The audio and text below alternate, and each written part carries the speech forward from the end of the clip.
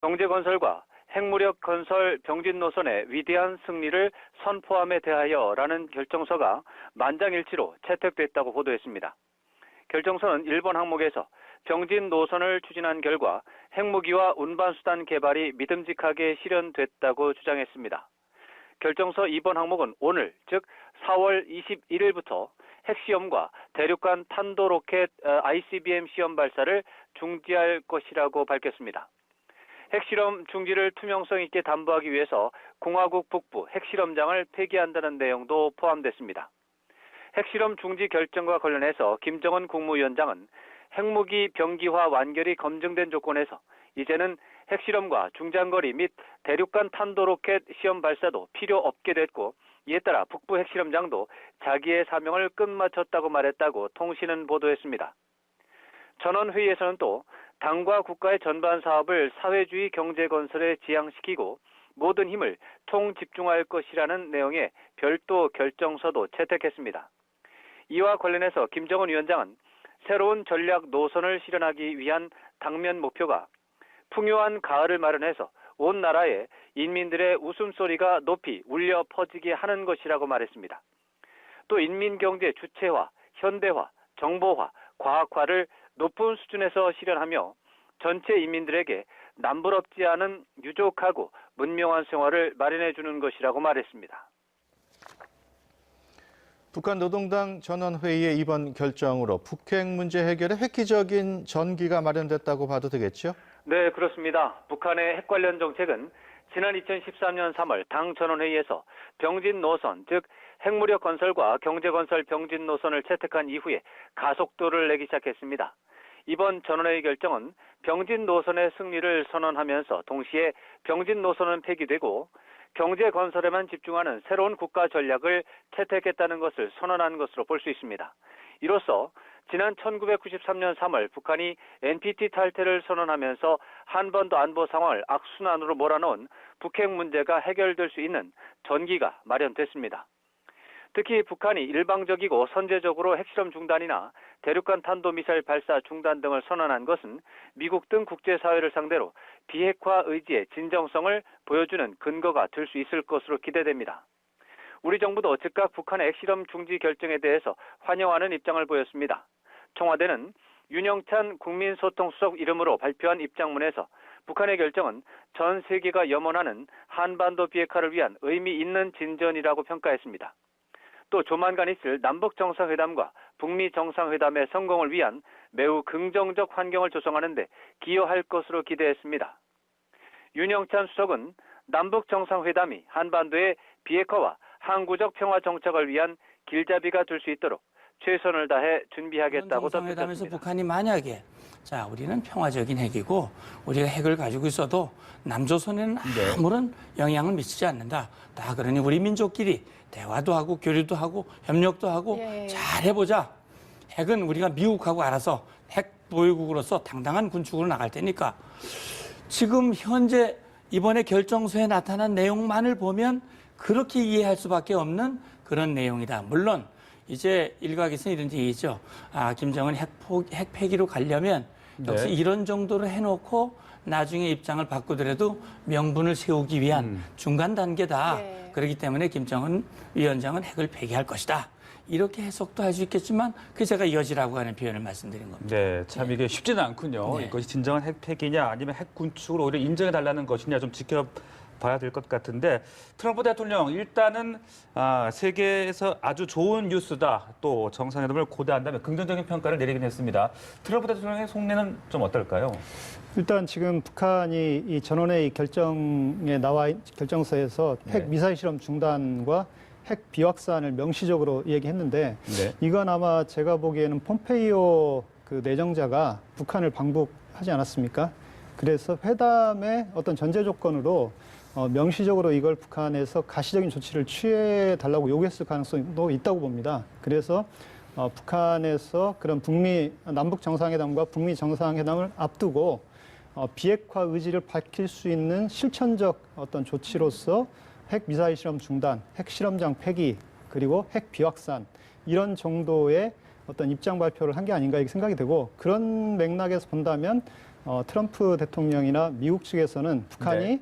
이 비핵화 문제에 대해서 진지하게 대화할 의사가 있다고 일단 확인을 한 걸로 판단이 됩니다. 그렇기 때문에 상당히 긍정적인 지금 메시지를 보냈고, 이 얘기는 미국 정상회담에서도 마찬가지로 상당히 만족할 만한 합의는 도출될 것 같습니다. 네. 그래서 남아있는 건 역시 검증 문제가 이제 어떻게 되느냐 하는 문제가 상당히 중요한 과제로 올라올 것으로 생각이 됩니다. 네, 자 그럼 여기서 청와대 반응도 좀 알아보고 대담을 이어가죠. 청와대는 북한의 핵실험장을 폐기하기로 발표한 데 대해 환영한다는 입장을 밝혔습니다. 네, 비핵화 논의를 위한 의미 있는 진전이라는 평가인데요. 어제 개통된 한나일 이야기 좀 넘어가 보겠습니다. 이 과거에도 한나일이 개통된 적이 있습니다만은 정상 간 직통 전화 설치는 이번이 처음 아니겠습니까? 그럼요. 의미 크다고 볼 수 있을 것 같은데요. 그렇죠.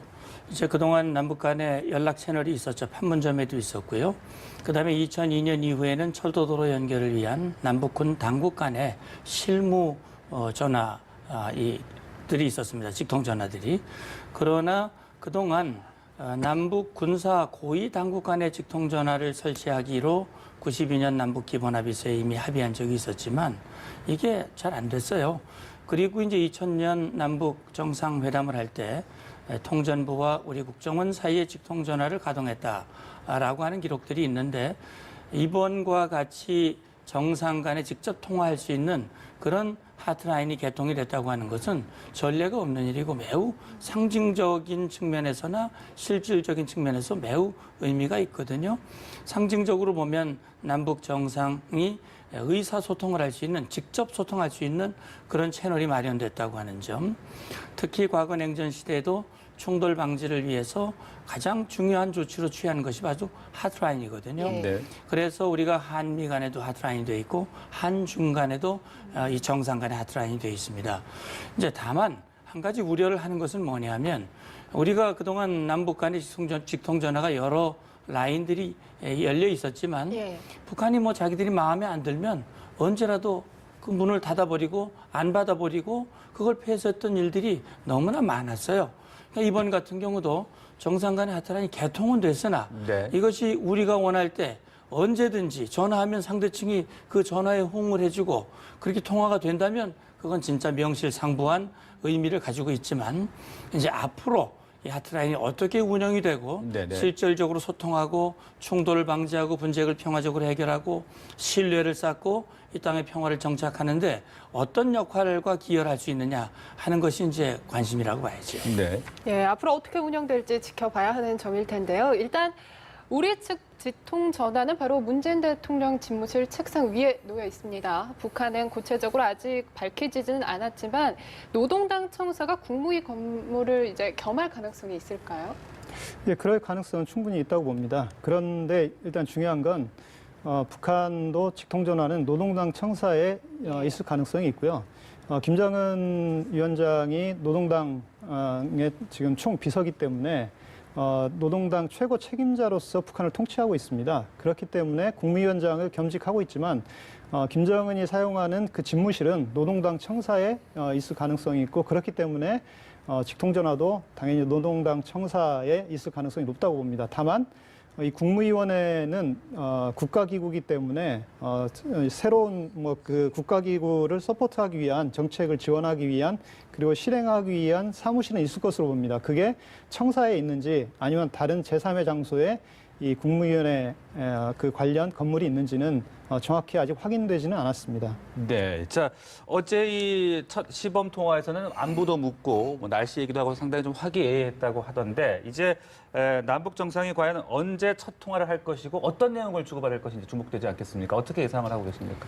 일단 다음 주에 이제 그 정상회담을 앞두고 통화를 하기로 했다. 일단 네. 정부는 그렇게 발표한 상태입니다. 그래서 통화를 할 것으로 보는데, 일단 그 기본적인 뭐 안부를 묻겠고요. 그리고 두 번째는 이제 중요한 건 남북 정상회담을 앞두고 이 정상 간 첫 통화이기 때문에 서로의 어떤 친근감을 높이기 위한 이런 식의 대화가 이루어질 가능성이 있다고 봅니다. 그리고 지금 현재 남북 정상회담에서 다루어질 중요한 안건이 첫 번째는 이제 비핵화 문제고, 네. 두 번째는 군사적 긴장을 해소하고 항구적인 평화 정착을 하겠다. 하는 거에 대한 원칙적 합의를 이끌어내는 게 중요하고요. 세 번째로는 남북관계 발전을 위한 논의를 하는 게 중요합니다. 그래서 이 세 가지 문제에 대해서 포괄적으로 거론하면서 남북 정상회담에서 만나서 네네. 여기에 의미 있는 성과를 우리가 도출하기 노력하자라고 하는 정도의 어떤 공감대를 형성하는 정도로 통화가 이루어질 것으로 판단이 됩니다. 네. 센터장님은 첫 통화 어떻게 좀 예상을 하세요? 예, 결국 뭐 이제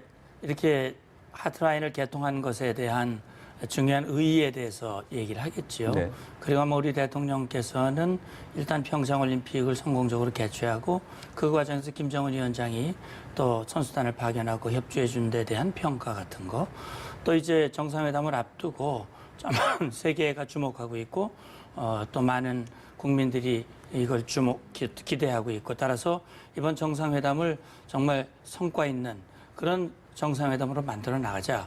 그래서 김정은 위원장의 적극적인 남북관계 개선 의지라든지 또 이번에 발표한 이런 모라토리움, 핵실험, 또 미사일 발사 중단 이런 조치들에 대해서 아마 긍정적으로 평가하면서 잘 해보자는 아마 그런 메시지를 전하지 않을까 하는 생각이 들고, 역시 김정은 위원장도 그런 부분에서 문 대통령의 노력과 의지를 또 평가하고 이번 정상회담을 잘 해보자. 특히 이번 정상회담은 북측이 먼저 제안한 거란 말이죠. 예. 우리 측에서 열리는 것이지만 그런 차원에서 정상회담에 대한 의의와 기대 이런 것들을 함께 논의하지 않을까 하는 생각이 듭니다. 네.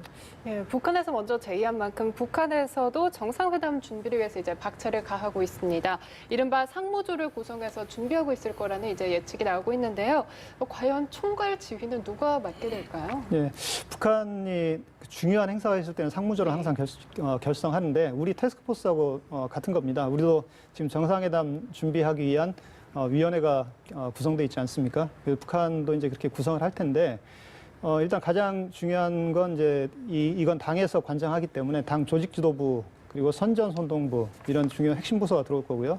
그다음에 통일전선부, 그다음에 국제부 이런 쪽에서 포괄적으로 참여할 겁니다. 그리고 네. 신변 안전이나 경호를 위한 뭐 호위사령부나 국가안전보위부, 뭐 인민보안성, 인민무력부 이런 데가 다 들어올 가능성이 있습니다. 이렇게 해서 이제 구성을 할 텐데, 예. 그럼 최고 대표는 우리의 경우는 비서실장이 대통령 비서실장이 지금 하고 계신데 아마 북한은 최용해 지금 조직비서가 하게 될 가능성도 상당히 높다고 봅니다. 그리고 실무적인 총괄을 누가 하느냐가 상당히 또 북한에서는 중요한데 그 실무적인 총괄은 현재까지 이 남북 관계에서 중심적인 역할을 했던 게 김여정입니다. 특사로 파견됐고 또 그 우리 측 대표들이 북한에 갔을 때 거기에 항상 배석을 했고 거기에 중요한 역할을 해왔기 때문에 김여정이 이 남북 정상회담 준비와 관련한 총괄 책임을 맡을 가능성이 상당히 높다 이렇게 볼 수 있겠고요. 아마 이번 정상회담을 준비하는 전 과정에서 네. 김여정이 상당히 중심적 역할을 할 가능성이 높다 이렇게 봐야겠습니다. 네. 자, 그리고 회담 당일에 과연 또 그 회담 테이블에 누가 앉을 것이냐 이 부분도 좀 관심이거든요. 우리 측에서도 이제 일단 공식 수행은 6명은 확정이 되어 있는데 누가 앉을지는 좀 북한과 숫자를 맞추겠다라는 얘기를 했어요. 그렇죠. 남과 북의 회담 테이블에 앉을 인물 어떻게 좀 예상해 볼 수 있겠습니까? 예, 그러니까 이제 회담이 오전 4시에 시작될지 아직 시간이 나오진 않았죠. 네. 보통 남북 회담은 오전 10시에 하는 게 일반적인 관례입니다. 그래서 오전에 회의를 하고 점심을 먹고 또 오후에 회의를 하고. 그러니까 이번은 당일 회담이고요. 판문점에서 이루어지기 때문에 제가 생각할 땐 오전 회의는 아마 전체 회의 형태로 할 가능성이 있다. 그렇다면 우리가 6명이 나간다고 하면 네. 북한에서도 거기에 맞춰서 그러면 이제 대통령을 포함해서 7명이거든요. 수행원이 6명이기 때문에. 그리고 북측에서도 그러면 6명이 맞춰서 내려올지 여부는 뭐 확인할 수는 없습니다만 네네. 지금 거론된 인원들만 해도 충분히 되거든요. 그러니까 예를 들어서 우리 비서실장의 그 해당되는 역할을 김여정 이제 우리 특사로 내렸던 김여정 특사가 만약에 한다고 하면 김여정과 함께 지금 통전부장을 하는 김영철도 있고요. 또 고위급 회담의 대표는 리선권도 네네. 있고, 그다음에 핵 문제, 비핵화 문제가 있기 때문에 당의 국제 담당 부위원장인 누굽니까? 리수용, 그다음에 리용호 외무상 이런 사람들도 아마 후보에 거론될 수 있고 전체적으로 대표를 최룡해가 한다면 뭐 최룡해도 포함될 수 있겠지만 김정은 위원장이 판문점에 내려오니까 북한에서 누군가가 거기에서 또 대기를 해야 되기 네네. 때문에 최룡해는 물론 빠질 가능성도 있고요. 어쨌든 전체적으로 6명이 다 나온다면 대략 그런 인물들이 이제 마주보고 앉을 수도 있겠고 만약 오후에 이제 이 단독 정상회담을 한다면 거기에 예를 들어서 뭐 우리 위원장이라든지 뭐 정의용 실장이나 북한에서 뭐 김여정이나 또 다른 김영철이나 또 다른 사람들 이런 식으로 해서 소수 인원만 참여하는 그런 형태의 회담이 될 가능성도 있습니다. 예, 그렇군요. 한편 빅토리아 코티스 미 대통령 특별보좌관이 이 폼페이오 중앙정보국장이 북한 극비 방문 목적을 밝혔습니다. 일단 북한의 비핵화 의지 못지않게 인물 됨됨이를 꼼꼼하게 이제 체크를 해본다는 증언인데 어떻게 보십니까? 뭐 그 발표한 대로 예. 그 미북 정상회담을 하려면 김정은에 대해서 직접 만나보고 어떤 사람인지를 직접 평가하는 것도 필요하다고 봅니다. 그래야 트럼프 대통령과 김정은 위원장이 만났을 때 여러 가지 실질적 회담 준비를 할 수 있다 이렇게 볼 수 있습니다. 그런데 제가 보기에는 사실 더 중요한 건 결국 지금 노동당 전원의 이 결정서에서 나온 것처럼 북한이 요구한 건 미국이 북한에게 요구한 건 북미 정상회담 이전에 핵 미사일 실험 모라토리엄을 선언하고 예. 그리고 핵실험장 이런 걸 폐기하고 실제 비핵화 의지가 있다는 걸 가시적 조치로 보여달라라고 하는 걸 명시적으로 요구했을 가능성이 있습니다. 그렇기 때문에 그런 전제 조건이 늘 충족시켜서 북미 정상회담으로 가려고 하는 그런 어떤 큰 회담 전략의 의도를 가지고 방문을 한 게 아닌가 이렇게 생각을 합니다. 네, 알겠습니다. 자, 지금까지 문성묵 국가전략연구원 센터장 오경섭 통일연구원 연구위원과 함께 남북 정세 자세하게